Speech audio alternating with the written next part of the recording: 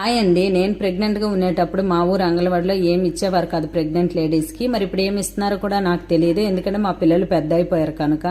కానీ 2 days back మా ఆయన బాలామృతం పిండి పట్టుకొని వచ్చారు. ఎక్కడిది అని అంటే ఎవరో షాపుకి తీసుకొచ్చి ఇచ్చారంట. ఇందులో పాలు వేసి కలిపేసి పిల్లలకు పెట్టండి, హెల్త్కి మంచిది అని చెప్పారంట. అది ఆంధ్ర పిండిలేండి, మాది ఒరిస్సా కదా, అందుకే మాకు తెలియదు సరిగ్గా.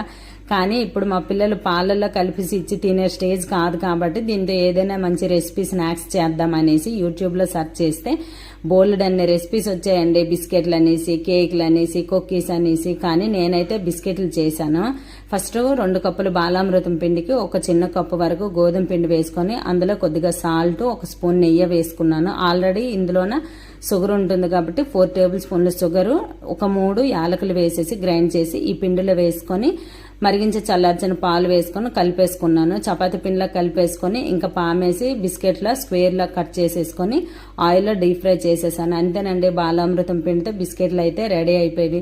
చెప్పిందాక ఇవి బాలామృతం పిండితో చేసిన బిస్కెట్లని ఎవ్వరూ కనిపెట్టలేరు అనమాట. ఎందుకంటే మా పిల్లలు ఇవి ఎలా చేసావు మమ్మీ అని అడిగారు. అప్పుడు చెప్పాను అనమాట. వీడియో నచ్చితే లైక్ చేయండి.